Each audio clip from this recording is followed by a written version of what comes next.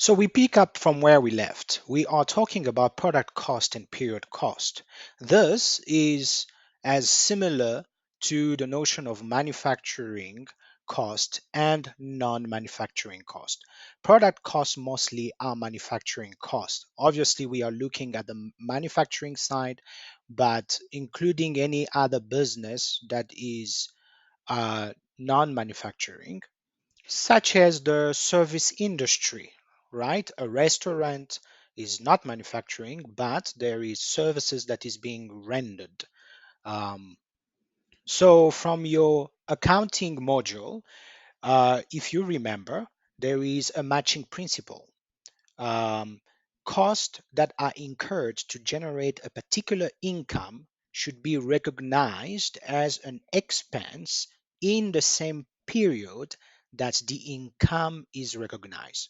What does this mean for the manufacturing of products or the production of goods and services in general? So the costs that are incurred will would only be recognized as an expense. If you look at the expense you have, if you remember again, the two main statement that we have the statement of financial position that gives you the asset of the company, the liabilities of the company, and the equity of the company. And then you have the statement of comprehensive income, where you will have your revenue and your cost of sales, as well as other expenses and other incomes. So I'm talking about that income statement. It would only, those costs will only be recognized as an expense in the statement of uh, uh, uh, comprehensive income when the sale of the particular product has taken place. So you manufacture a product, or you create g- good or services. Those good and services incur a cost. The only way you're going to recognize that cost as an expense is when the particular product that you have produced is now sold. And that's why we are talking about product cost. So that's the easiest way for you to understand. And therefore, direct material, direct labor, manufacturing overhead would be considered as product cost, because that particular expense would only be recognized when the manufactured product, whether they are direct or indirect cost, the that cost will be recognized as an expense only when that manufactured product is sold. Very simple. I trust you all understand this. This is different from the period cost. These costs are reflected directly in the statement of comprehensive income in the period in which they are incurred. So these costs are not manufacturing costs. They are your selling and administrative costs, right? So as you can see here in the summary of cost of the sorry, manufacturing costs are also considered to be product cost. So you have the direct cost, you have the indirect cost. So don't have any confusion. When you are talking about the product cost, you should bear in mind that these costs are manufacturing costs. So therefore, keep the same structure. You are looking at the manufacturing cost, and under the manufacturing cost, you will have the direct cost and you would have the indirect cost. There is these three costs that you should remember for the rest of the module and until you are working or in your work as an entrepreneur. You must always remember these three costs, these three musketeers, as I call them: the direct material, direct labor, manufacturing overhead. Let me repeat that: direct material, direct labor, manufacturing overhead. And the manufacturing overhead is the indirect cost, right? Simple. So I hope that this summarizes nice, neat, and good for you, right? Go through this reading. Once you understand this, now we can basically now tackle questions, because now we will go straight to an example. We'll be able to see the different costs, and you will know how to actually calculate the cost of producing a particular product. And here you have few other categories of cost as well. If you look at controllable and uncontrollable cost, this is just categories of cost that you can think about. They are not separate from the manufacturing, non-manufacturing. They are not. It's just basically in the nature of the business itself. The business needs to be able to control the cost, right? You don't want to have costs that are uncontrollable, right?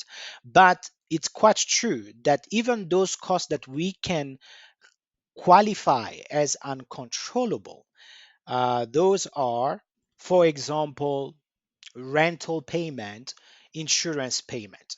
It's difficult to control those costs because they are imposed upon the business. So you understand why we're saying they are uncontrollable. But they have a time span, and they can be altered, over the long term or in the long run. Why? Because the rental payment what you've made, whatever decisions you are making, production decision, is not going to affect that particular cost in the short term. But in the long term, as a business, you could decide to rent somewhere else where it's cheaper. So those costs that are uncontrollable, that are imposed upon the business, and that cannot be altered by the business decisions, sorry, in the short term, could be altered in the long run.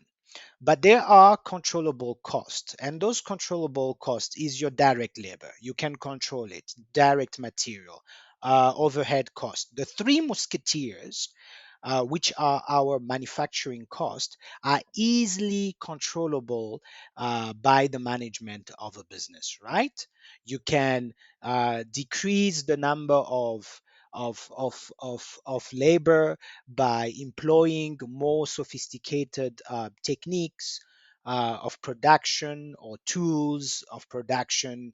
So you can easily control those costs in the short term. Another cost that we have is sunk cost. These sunk costs have already been incurred and therefore cannot be recovered, right?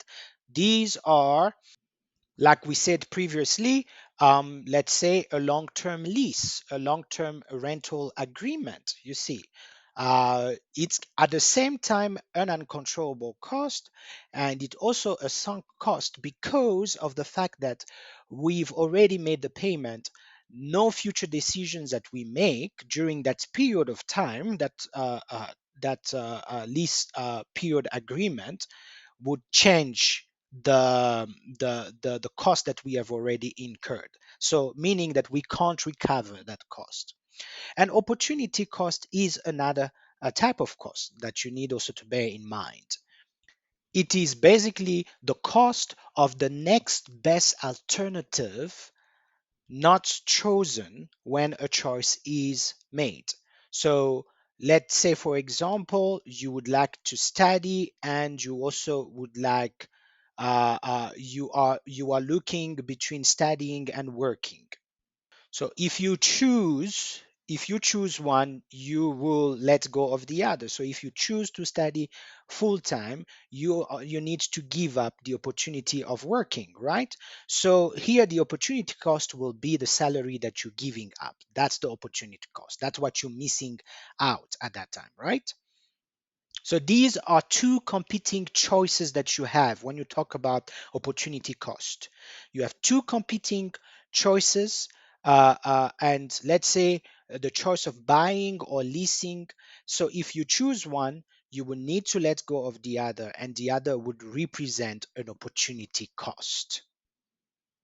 This understanding is very crucial for you in order for you to be able to tackle any example or exercise. Once you understand what the costs are and the different kind of costs, then you can actually read such an example and be able to resolve it. And like I said, like it is written there, please pay attention to every number provided to you. That's where your reading and comprehension is very important. Your ability to calculate and not make silly mistakes with your calculator, or losing sight of a particular principle, would cost you quite a lot. All right, so you just need to make sure that you understand. But let's go through example 4.1. As you can see, I have provided every single thing that you need. Okay, so you have cost. So every line item that is given to you speaks to you about a particular cost, and you just need to make sure that you fully understand what you are doing here. First thing, do not be intimidated, because there's quite a lot here. But you have your textbook. Go through your textbook as you are looking. The arrows and the things that I've added is in case you are not understanding or you are not paying attention. Here, what I'm doing by highlighting certain things, by changing the colors, is just to make sure that when you are reading, in your brain, you need to pay attention to what is being told, right? You have this a company, Letsana Furniture, that has decided to produce a particular product, right? It's a dining room suite, and they call it the Jupiter Star Set, GSS. So that will be it. We're just going to use that GSS to represent basically everything that we are doing here. So they want to produce the GSS, and they tell you from the headings there, from the introduction, that to produce one GSS, they need 20 kg of yellow wood at 30 rand per kg. Easy. I mean, you can see already 30 multiplied by 20 would provide you 600 rand to produce one GSS. So the direct material, the first musketeer, direct material that you're going to use, it's only 600 rand to produce one GSS. And they tell you that the direct labor amount would be 400 rand per GSS produced. So you can see you have 600 rand for direct material, 400 rand for direct labor. That is already provided to you. So what you're going to do is, what would be the two direct costs to produce one GSS. What you just simply need to know is how many GSS does the company plan on producing. If they plan on producing 200 GSS, you will multiply that 600 rand and that 400 rand.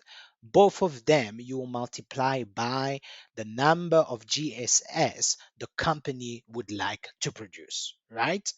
But what is the next thing that you need now to be looking for? The next thing you will be looking for now going to be the manufacturing overhead. That's where it becomes a little bit handier. And here is my advice to you. Go through each and every line item so that you can practice this and understand.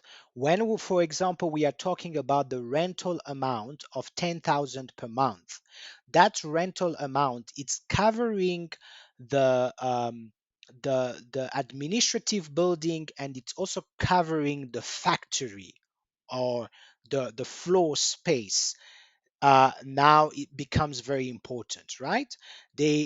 For example, for line item 3, the rental amount is 10,000, but they tell you here, they tell you that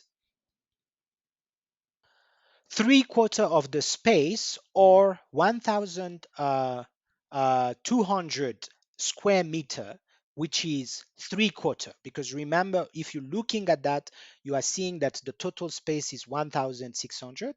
So 3/4 of the space belongs to the factory and 1/4 to the administrative building. So you need now to know the 10,000, 3/4 of it will be for the factory or 7,500 rand.